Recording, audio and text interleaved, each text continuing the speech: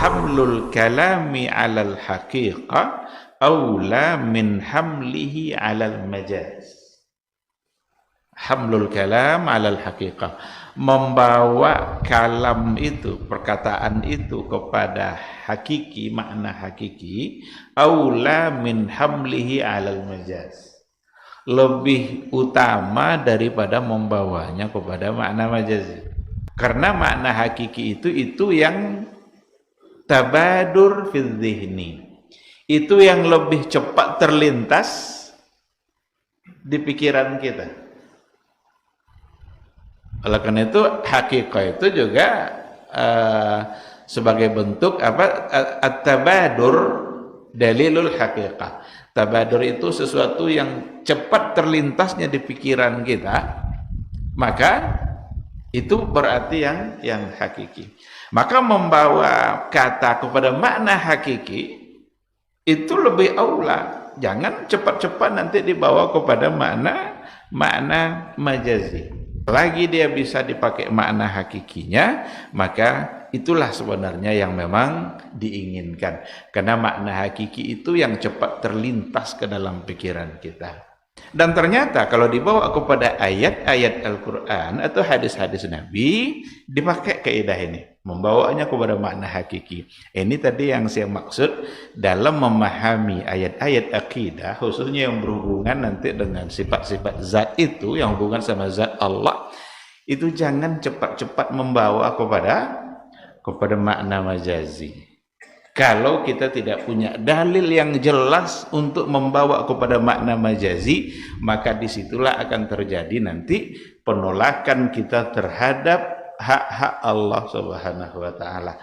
Jangan-jangan kita menyimpang dalam persoalan akidah.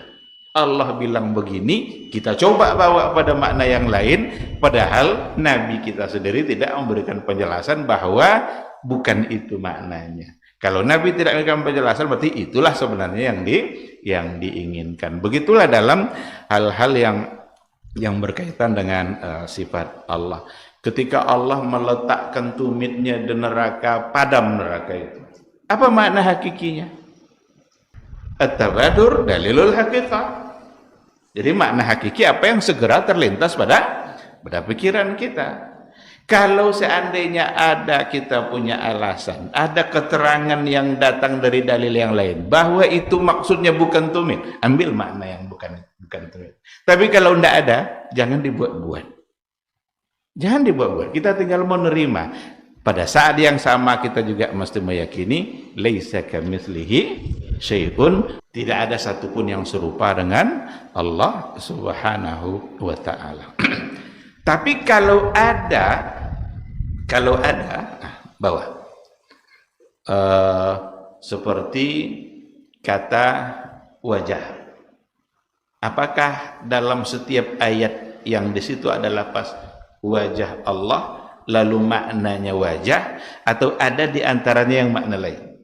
Kullu syai'in halikun illa wajah, segala sesuatu hancur kecuali wajah Allah. Ini hakiki. Wa yabqa wajhu rabbika dzul jalali wal ikram, kekallah wajah Allah. Ini hakiki. Ada nanti ayat ainama tuwallu fathamma wajhullah, dimanapun kamu berada di situ wajah Allah. Kalau kita lihat di antara penafsirannya oleh para ulama, ketika itu tidak dimaknai dengan wajah seperti yang tadi, dimaknai dengan yang lain tuh, tapi bukan dalam artian menolak sifat wajah. Karena sifat wajah sudah sabit, sudah isbat dengan dalil yang lain. Tapi untuk lafaz ini bisa dimaknai dengan wijhah, dan itu kiblat. Dari mana dipahami? Itu dari asbabun nuzul. Kalau ditengok dalam tafsir At-Tabari, itu disebutkan di antara asbab nuzul ayat itu adalah sahabat-sahabat Nabi di malam hari yang gelap, mereka ingin mengerjakan sholat malam.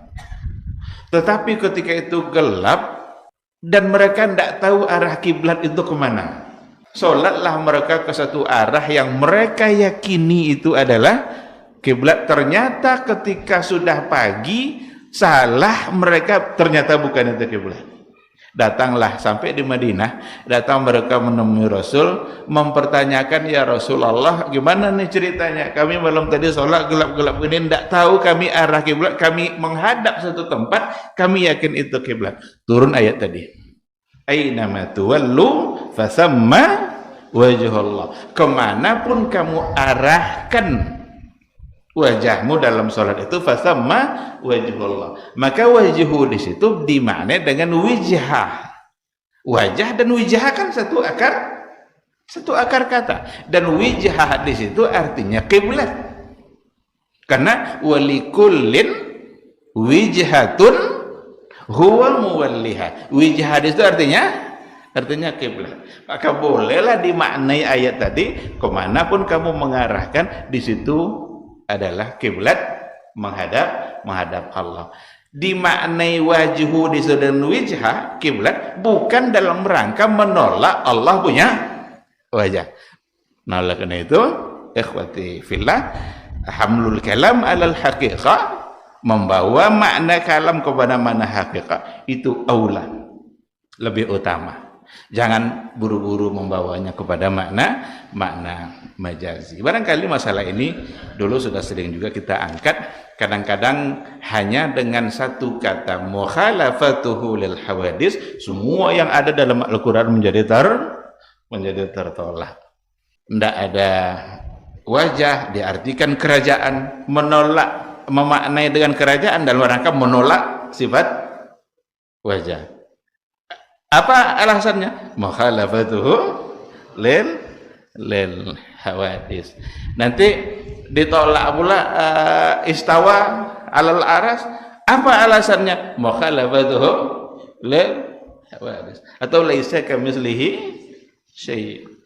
Oleh karena itu, ahlu sunnah, ulama salaf dulu, Rasul dan juga para sahabat, ayat laisa kamitslihi syai'un itu ayat sebagai alasan untuk mengisbat semua sifat-sifat Allah yang ada dalam Al-Quran.